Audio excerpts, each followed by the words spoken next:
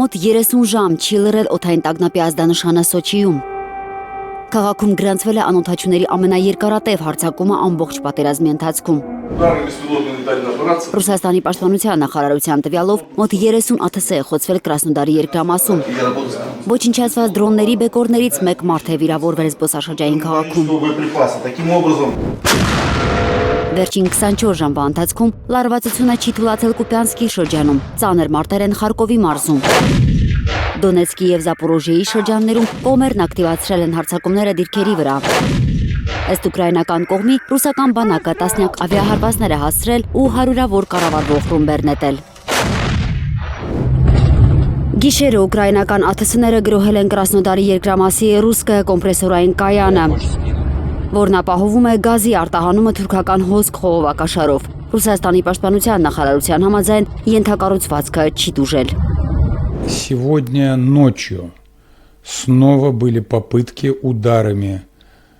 совершить удары дронами. Այսօր գիշերը փորձ է արվել դրոններով հարվածել ռուսկայա կոմպրեսորային կայանը։ Компрессорная станция, которая Դա ափամերձ կոմպրեսորային կայան է, որն ապահովում է գազի արտահանումը հարավային հոսքով։ Դա եւս մեկ հարձակում է միջազգային նավթամուղի միջուղի, որն ապահովում է եւ Թուրքիայի եւ մի շարք այլ երկրների էներգետիկ անվտանգությունը։ нефтепровода, который обеспечивает энергетическую Դա безопасность. Կիևի ռեժիմի իրականացրած բացարձակապես անխոհեմ գործողություն է։ Абсолютно безрассудные действия киевского режима.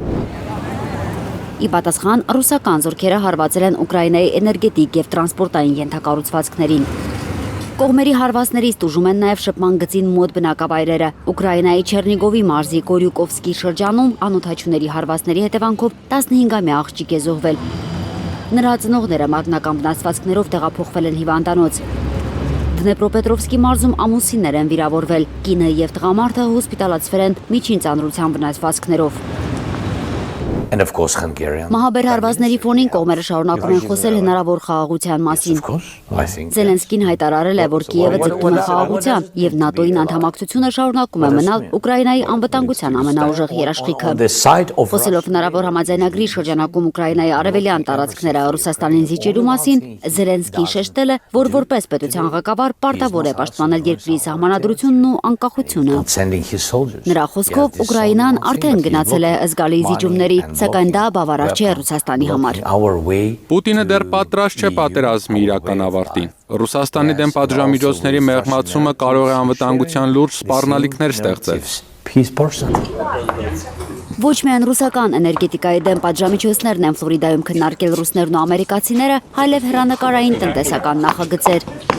Պուտինի հատուկ բանագնաց Կիրիլ Դմիտրիևի խոսքով Միացյալ Նահանգները սկսում է հասկանալ ռուսական նավթի եւ գազի դերը համաշխարհային տնտեսական կայունության ապահովման գործում։ Մենք տեսնում ենք, որ ավելի մեծ թվով երկրներ, այդ թվում Միացյալ Նահանգները, հասկանում են Ռուսաստանի բացարձակ առանցքային դերը համաշխարհային շուկայի կայունության համար։ Հասկանում են ռուսական նավթի ու գազի կարևորությունը եւ ռուսական էներգետիկայի հանդեպ գործող պատժամիջոցների վնասակարությունն ու անարդյունավետությունը։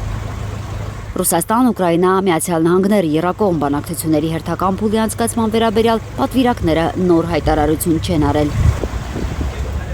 Ծովինար Բարխուդարյան, Անի Ղանդիլյան, Հայլուր։